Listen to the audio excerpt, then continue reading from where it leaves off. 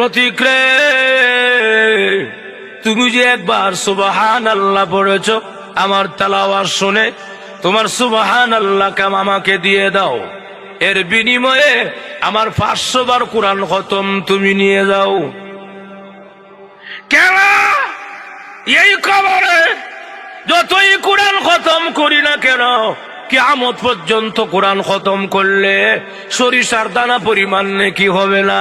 কেন রে? আমি দুনিয়া থেকে কবরের জগতে চলে আসছি, রুহুটা আমার নাই। এই জন্য অনেক আল্লাহওয়ালারা গিয়ে কবরে তেলাওয়াত করে, কবরে নামাজ পড়ে, জিকির করে, কিন্তু সওয়াব নাই। কি নাই? সওয়াব নাই।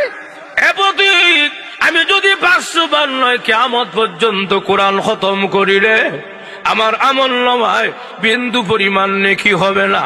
প্রতীক রে, আর তুমি যদি দুনিয়া থাকা অবস্থায় আমার তেলাওয়াত শুনে যে একবার সুবহানাল্লাহ বলেছো, তুমি কি জানো কি পরিমাণ সওয়াব হয়েছে? আসমান আর জমিনের সমস্ত ফাঁকা জায়গা নেক দ্বারা ভরে গেছে।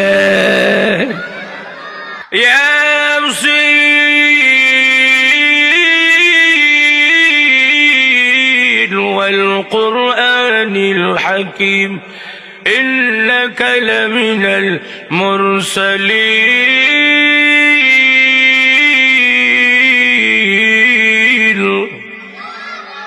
এমন সুন্দর তেলাওয়াত যখন উনি শুনলো, ওনার কানে আসতেছে, এমনি বেড়া কয়ে উঠছে সুবহানাল্লাহ। অত সুন্দর তেলাওয়াত, সুবহানাল্লাহ না? এই সুবহানাল্লাহ মাত্র জবান থেকে বের করছে, এমনি শুনে তেলাওয়াতটা বন্ধ হয়ে গেছে গা। আহা, এত মজা, তেলাওয়াতটা বন্ধ হয়ে গেছে গা। ইস, মজা লাগছে। কিন্তু বন্ধ হইলে কি হইব? পরক্ষণে শুনে কবর থেকে আরেকটা আওয়াজ আসতেছে, কবর থেকে। সুবহানাল্লাহ না? আল্লাহ রাব্বুল আলামিন বলবেন, ফেরেশতারা আমার বান্দা এখন যে কথা বলছে রে, রহমান আর রহিম, রহমান আর রহিম, এখন যদি আমার বান্দারে মাফ না করি রে, আমার রহমান আর রহিম নামের ইজ্জত থাকে না। সুবহানাল্লাহ। এই ফেরেশতারা আমার বান্দাকে মাফের ব্যবস্থা করো, তাড়াতাড়ি ব্যবস্থা করো। এমনি পিছন থেকে একজন ফেরেশতা আইব, আইয়া কব, কেউ সগরেলি ভাই বালানি, ও বেশি বালা না, কেরে একটা নিয়ে কি কম আছে, একটা নিয়ে গেলে জাহান্নামে চললাম। কথা বল, নেকি লাগবো নি? লাগবো, আসেনি? আছে মানে অবশ্যই আছে, নেন নেকি নেন। সুবহানাল্লাহ। এমনি কইয়া আল্লাহ, ও তো নেকি কার্ডি তোমার, তা আমি যে সারা কিয়ামতের মাঠ ঘুরলাম, একটা নেকি পাইলাম না, এটা কা? তুমি না একটু আগে বলছিলা, একটু আগে আল্লাহ রহমান রহিম। সুবহানাল্লাহ। আরো জোরে এখন আল্লাহু আকবার। আল্লাহ রহমান রহিম নামের মায়া দয়া তোমার দান করছে। এমনি হাসি মারছে, মুস্কি হাসি মারবে, বল বিশ্বাস করছে আমার, কিন্তু আমলটা কই করছিলাম, জাগার নামটা বলে খুশি হইতাম। সুবহানাল্লাহ। এই আরো জোরে কর না। এই ফিসের বাইরে কি এত কষ্ট হইতাছে? জোরে কোন সুবহানাল্লাহ। রাখ আল্লাহর বান্দা শোনো, ওই যে সিলেট মৌলভীবাজার রাজনগর ঐতিহাসিক তাফসীরুল কোরআন মাহফিল বাঙ্গারহাট, ওই যে মাহফিল হয়েছিল, এই মাহফিলে বসছিলে বান্দা দুনিয়ার কাউকে দেখানোর জন্য নয়, আরামের ঘুমকে হারাম করে, আরামের বিছানাকে লাথি মেরে ঠান্ডার রজনীতে বান্দা চাদর মুড়ি দিয়ে বসা আছিলে আল্লাহকে সন্তুষ্টি করার জন্য। দোকানপাট বন্ধ করে, ব্যবসা বাণিজ্য বন্ধ করে বসা আছিলে মাহফিলের বান্দা। ওই মাহফিলে বসাকে পছন্দ করে মহান আল্লাহ রাব্বুল আলামিন তোমাকে বিশাল বড় নেকের পাহাড় দান করেছে। আল্লাহ, এই মাহফিলে বসলো তো নেকি, ওইটা আগে জানতাম না। এই সামান্য মাহফিলে গেলে এত কি, আহা কি ভুলটা করলাম, তখন আফসোস করে করে বান্দা কি বলবে। আল্লাহ কোরআনের আর এক আয়াতে বলেন, আপনারা কি মানে বানায় কইতেছে আমি, বানায় কইতেছে আমি, কার কথা? وقالوا لو كنا نسمع أو نعقل ما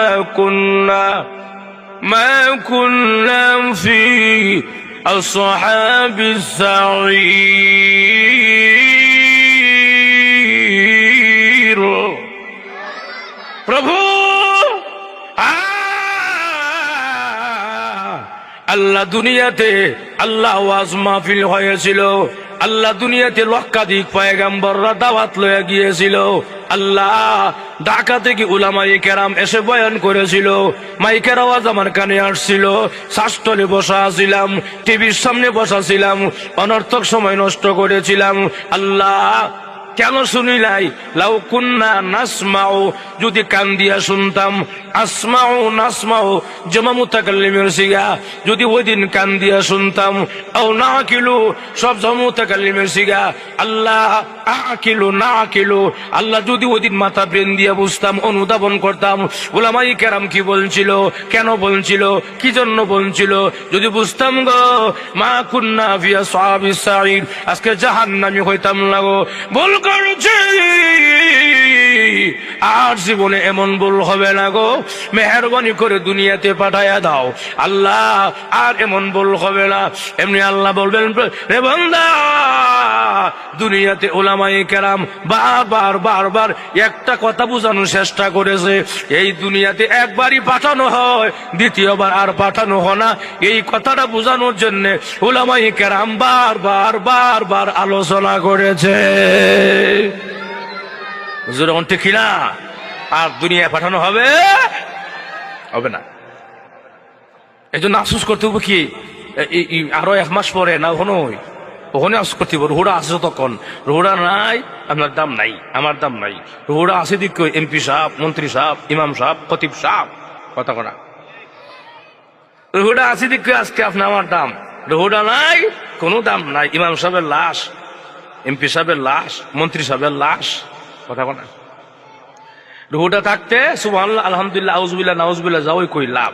রুহুটা বাইরে গেলে কবর হয়ে গেলে শুধু কোরআন শরীফ পড়ে এক করে খতম দিয়া লাই, একটু সব নাই। কথা কন। আল্লামা জুবায়ের আহমদ আনসারী রাহমাতুল্লাহ আলাইহি, আপনারা নাম শুনছেন নি? আস্তে দিয়ে শুনছেন নি? আল্লাহ ওনাকে জান্নাতের সুউচ্চ মাকাম দান করুক, আমিন কোন। আরো জোরে কোন। আল্লামা জুবায়ের আহমদ আনসারী রাহমাতুল্লাহ আলাইহি, উনি একটা উদাহরণ দিতেন, বলবো কি আমি? উনি বলতেন, একজন আল্লাহওয়ালা প্রতীক কবরের পাশে দিয়ে যায়, হঠাৎ করে শুনে ওনার কানের মধ্যে কোরআন শরীফ তেলাওয়াতের আওয়াজ শোনা যায়। সুবহানাল্লাহ। উনি ডান দিক বাম দিক পিছন দিক টাকা কেউ নাই, ব্যাপারটা কি, কে তেলাওয়াত করে? আরো 2 কদম 3 কদম সামনে আগাইলেই উনি দেখতে পারলেন, বুঝতে পারলেন একটা কবরের সুরঙ্গ থেকে কোরআন তেলাওয়াতের আওয়াজ সুমধুর কণ্ঠে আসতেছে। সুবহানাল্লাহ হইছে না?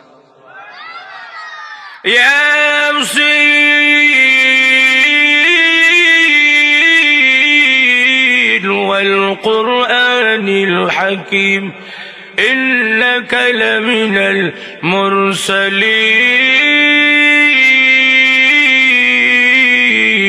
المرسلين। এমন সুন্দর তেলাওয়াত যখন উনি শুনলো, ওনার কানে আসতেছে, এমনি বেড়া কয়ে উঠছে, সুবহানাল্লাহ, অত সুন্দর তেলাওয়াত। সুবহানাল্লাহ না, এই সুবহানাল্লাহ মাত্র জবান থেকে বের করছে, এমনি শুনে তেলাওয়াতটা বন্ধ হয়ে গেছে গা। আহা, এত মজা, তেলাওয়াতটা বন্ধ হয়ে গেছে গা, ইস মজা লাগছে।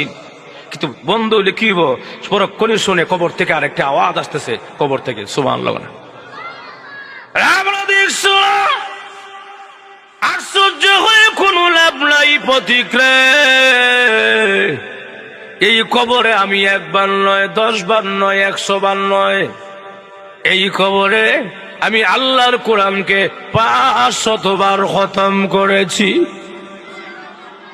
প্রতীক শোনা, আমার সাথে একটা লেনদেন করো।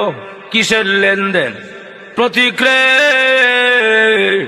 তুমি যে একবার সুবহানাল্লাহ পড়েছ, আমার তেলাওয়াত শুনে তোমার সুবহানাল্লাহ কাম আমাকে দিয়ে দাও, এর বিনিময়ে আমার 500 বার কোরআন খতম তুমি নিয়ে যাও। কেন? এই কবরে যতই কোরআন খতম করি না কেন, কিয়ামত পর্যন্ত কোরআন খতম করলে সরিষার দানা পরিমাণ নেকি হবে না। কেন রে? আমি দুনিয়া থেকে কবরের জগতে চলে আসছি, রুহুটা আমার নাই। এই জন্য অনেক আল্লাহওয়ালারা গিয়ে কবরে তেলাওয়াত করে, কবরে নামাজ পড়ে, জিকির করে, কিন্তু সওয়াব নাই। কি নাই? সওয়াব নাই। আমি যদি 500 বার নয় কিয়ামত পর্যন্ত কোরআন খতম করি রে, আমার আমল নামায় বিন্দু পরিমাণ নেকি হবে না। প্রতিক্রে আর তুমি যদি দুনিয়া থাকা অবস্থায় আমার তেলাওয়াত শুনে যে একবার সুবহানাল্লাহ বলেছো, তুমি কি জানো কি পরিমাণ সওয়াব হয়েছে? আসমান আর জমিনের সমস্ত ফাঁকা জায়গা নেক দ্বারা ভরে গেছে।